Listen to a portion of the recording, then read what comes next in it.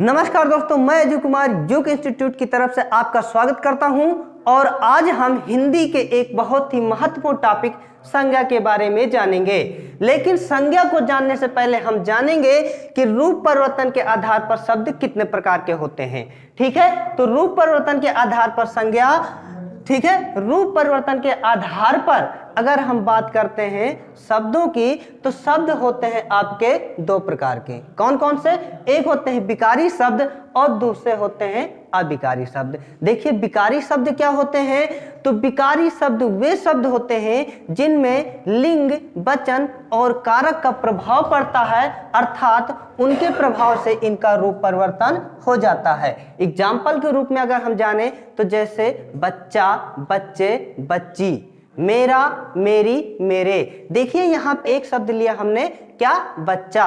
और बच्चा को आपने देखा वचन में तो बच्चे हो गया। अगर बच्ची कहते हो तो यहाँ पे उसके लिंग के आधार पर रूप परिवर्तन हो गया, अर्थात जिनमें लिंग, वचन, कारक या पुरुष का प्रभाव पड़ता है वो शब्द होते हैं विकारी शब्द। ठीक है, अगर हम अविकारी शब्द की बात करते हैं तो अविकारी शब्द वे शब्द होते हैं जिनमें रूप, लिंग, वचन और कारक का प्रभाव नहीं पड़ता है, अर्थात इनके प्रभाव से ये शब्द अपना रूप परिवर्तित नहीं करते हैं। विकारी शब्द के अंतर्गत हम 4 प्रकार के शब्दों का अध्ययन करते हैं। कौन कौन से? एक है संज्ञा, सर्वनाम, क्रिया और विशेषण। ठीक है, वहीं पे अविकारी शब्दों के अंतर्गत क्रिया विशेषण आ जाता है, संबंध बोधक आ जाता है, समुच्चय बोधक शब्द आ जाते हैं और विस्मय आदि बोधक शब्द आ जाते हैं। ठीक है, तो हम एक एक करके सभी के बारे में जानेंगे, लेकिन आज की इस कक्षा में हम पढ़ेंगे मुख्यतः संज्ञा के बारे में। तो देखिए, पढ़ते हैं कि संज्ञा क्या होती है। तो बात आती है कि संज्ञा क्या? संज्ञा, तो संज्ञा मुख्यतः नाम होता है। दुनिया में जितने भी नाम है, दुनिया में जो भी चीजें पाई जाएंगी उनका कुछ ना कुछ नाम होगा। ठीक है, तो वो नाम आपके क्या होते हैं? संज्ञा होती है। ठीक है, अब ये नाम या पहचान किनके हो सकते हैं? तो दुनिया में देखिए, या तो किसी व्यक्ति का नाम हो सकता है, या किसी वस्तु का नाम हो सकता है, या किसी स्थान का नाम हो सकता है, या किसी भाव का नाम हो सकता है। दुनिया में सिर्फ और सिर्फ 4 प्रकार की चीजें ही मिलेंगी आपको, या तो वो व्यक्ति के रूप में मिलेगी, या वस्तु के रूप में मिलेंगी, या स्थान के रूप में मिलेगी, या फिर भाव के रूप में आपको मिलेगी, दिखाई देगी। ठीक है, तो इनके नाम को ही हम क्या कहते हैं? संज्ञा कहते हैं। ठीक है, जब हम व्यक्ति के नाम के बारे में देखते हैं तो क्या आ जाता है? जैसे राम, श्याम, कविता, मोहन, ये सब आ जाते हैं क्या? व्यक्ति के नाम। वस्तु के नाम के बारे में जानेंगे तो जैसे पेन, पेंसिल, कॉपी, कुर्सी, मेज, ये सभी नाम आ जाते हैं किसके अंतर्गत? वस्तु के अंतर्गत। स्थानों के नाम के बारे में, स्थान जैसे इलाहाबाद, प्रयागराज, दिल्ली, कानपुर, बनारस, ये सारे नाम स्थानों के नाम हैं। रही बात भाव की, तो भाव जो जिन्हें हम देख नहीं सकते, ठीक है, लेकिन उनके नाम होते हैं। कैसे? जैसे अच्छाई, बुराई, मिठास। ठीक है, ये सारे शब्द क्या होंगे? भाव होंगे। ठीक है, यानी इन्हें हम व्यक्ति, वस्तु, स्थान, इनको हम देख सकते हैं, छू सकते हैं, पकड़ सकते हैं। ठीक है, और वहीं पे अगर हम भाव की बात करें तो इसको ना तो आप देख सकते हैं, ना छू सकते हैं, सिर्फ आप क्या कर सकते हैं? महसूस कर सकते हैं। तो उनके भी अपने नाम होते हैं। ठीक है, तो हमने क्या देखा? किसी व्यक्ति का नाम, किसी वस्तु का नाम, या किसी स्थान का नाम, या किसी भाव का नाम अगर हम अपने स्मरण में लाते हैं तो वो सारे नाम क्या होंगे? संज्ञा होंगे। ठीक है, तो इसकी परिभाषा क्या बना सकते हैं हम संज्ञा की परिभाषा क्या बना सकते हैं? इस परिभाषा के रूप में हम कहेंगे किसी व्यक्ति, वस्तु, स्थान या भाव के नाम को हम क्या कहते हैं? संज्ञा कहते हैं। तो आपने क्या देखा कि संज्ञा किसे कहते हैं? संज्ञा किसी व्यक्ति, वस्तु, स्थान या भाव के नाम को क्या कहेंगे? हम संज्ञा कहेंगे। ठीक है, अगर हम उदाहरण के रूप में देखें, एग्जाम्पल के रूप में देखें तो राम, श्याम, सीता, किताब, मेज, कुर्सी, प्रयागराज, देश, शहर, बुराई, अच्छाई, ये इसके किसके? संज्ञा के एग्जाम्पल। अब बात करेंगे हम संज्ञा के प्रकार, अर्थात संज्ञा के कितने प्रकार होते हैं। तो संज्ञा के प्रकारों की जब बात करेंगे तो हम इसको दो आधार पर वर्गीकृत करेंगे। कितने आधार पर? दो आधार पर। तो पहला आधार आता है आपका उत्पत्ति के आधार पर। बात करेंगे हम उत्पत्ति के आधार पर। तो उत्पत्ति के आधार पर आपके तीन प्रकार के संज्ञा होते हैं। संज्ञा के कितने प्रकार होते हैं? उत्पत्ति के आधार पर तीन प्रकार के होते हैं। व्यक्तिवाचक संज्ञा, फिर जातिवाचक संज्ञा, फिर भाववाचक संज्ञा। वहीं पे अगर हम, ठीक है, प्रयोग के आधार पर, ठीक है, प्रयोग के आधार पर अगर हम संज्ञा के प्रकारों को वर्गीकृत करें तो यहीं हम 5 प्रकार के संज्ञाओं का अध्ययन करेंगे। कितने प्रकार का? 5 प्रकार के। व्यक्तिवाचक संज्ञा, जातिवाचक संज्ञा, भाववाचक संज्ञा और समूहवाचक संज्ञा, द्रव्यवाचक संज्ञा।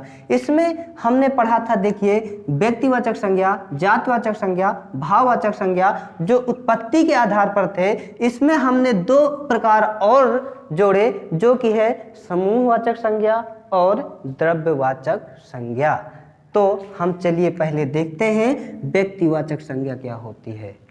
ठीक है, व्यक्तिवाचक संज्ञा क्या होती है?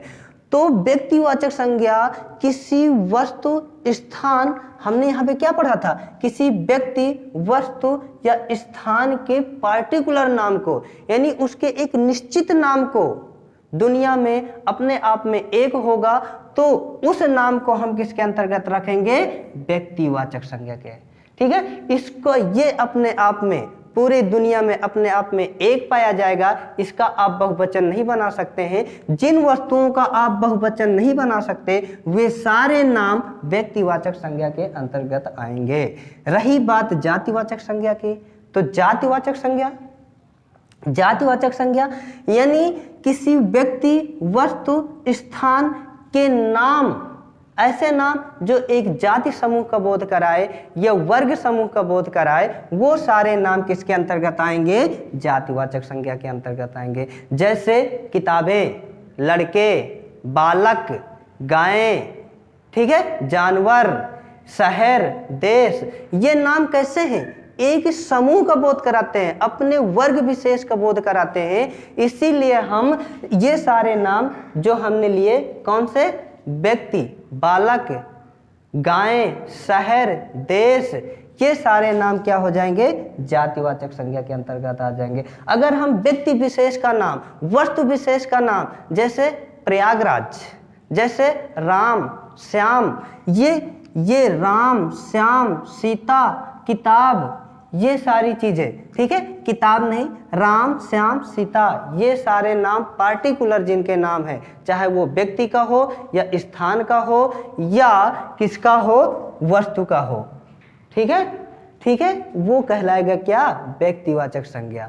ठीक, वहीं पे भाववाचक संज्ञा की अगर बात करें, अगर हम किसी ऐसा नाम जिसे हम छू नहीं सकते, देख नहीं सकते, ठीक है, हमारे अंदर भाव जागृत करे, वो नाम आपका किसके अंतर्गत आएगा? भाववाचक संज्ञा के अंतर्गत आएगा। जैसे बुराई, अच्छाई। क्या आप बुराई को देख सकते हैं? क्या आप बुराई को छू सकते हैं?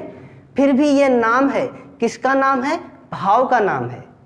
ठीक है, क्या आप अच्छाई को देख सकते हैं? ये क्या आप अच्छाई को छू सकते हैं? अगर ना आप देख सकते हैं, ना छू सकते हैं, बल्कि ये आपके अंदर एक भाव पैदा करे या एक महसूस करें कि ये किसी न किसी चीज का नाम है जिसे हम ना छू सकते हैं, ना हम इसे देख सकते हैं, तो वो नाम आ जाएंगे आपके भाववाचक संज्ञा के अंतर्गत।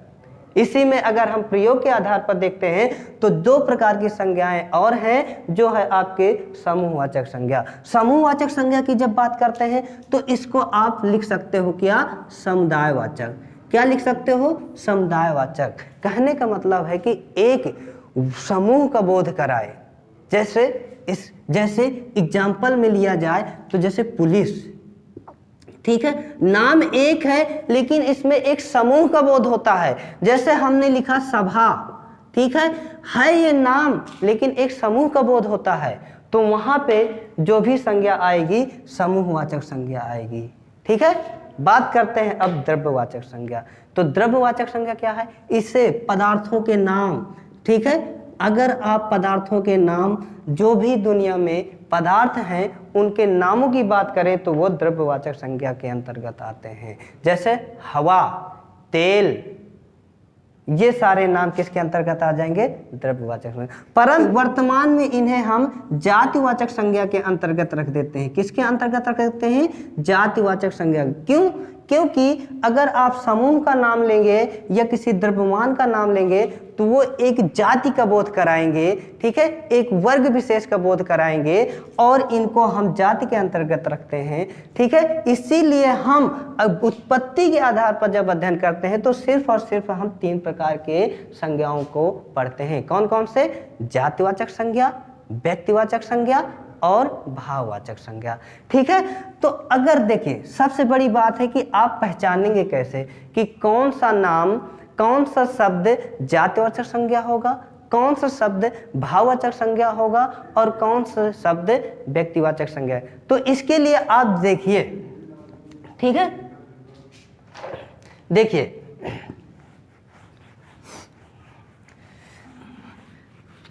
अगर हम बात करते हैं इन्हें पहचानेंगे कैसे कि कौन सा शब्द जातिवाचक, तो देखिए अगर हम व्यक्तिवाचक संज्ञा के अंतर्गत बात करें, ठीक है, तो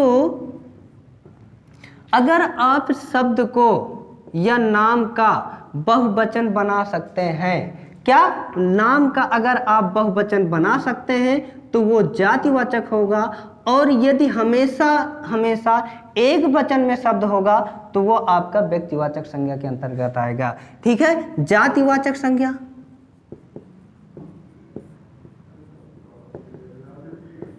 जातिवाचक संज्ञा, तो जातिवाचक संज्ञा में जो भी शब्द एक वचन में होंगे या एक वचन के अलावा उसका आप बहुवचन बना सकते हैं। ठीक है, एक वचन और इसका आप बहुवचन बना सकते हैं, तो वो सारे शब्द किसके अंतर्गत आएंगे? जातिवाचक संज्ञा के अंतर्गत आएंगे। और यदि भाव का नाम होगा, किसका नाम होगा? भाव का नाम होगा, तो वहां पे आपका आएगा क्या? भाववाचक संज्ञा। ठीक है, भाववाचक संज्ञा, भाववाचक संज्ञा यानी भाव का नाम।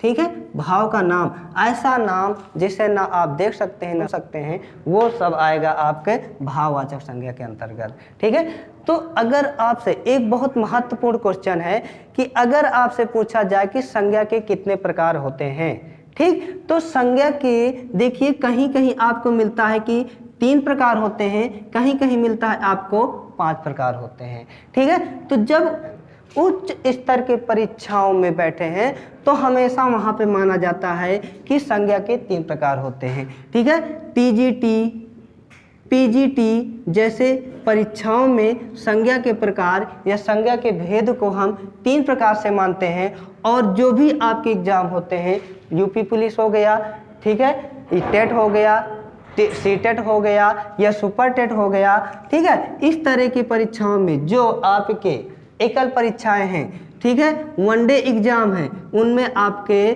जो संज्ञा के भेद माने गए हैं वहां पे आपके 5 भेद माने गए हैं। कौन कौन से 5 भेद माने गए हैं?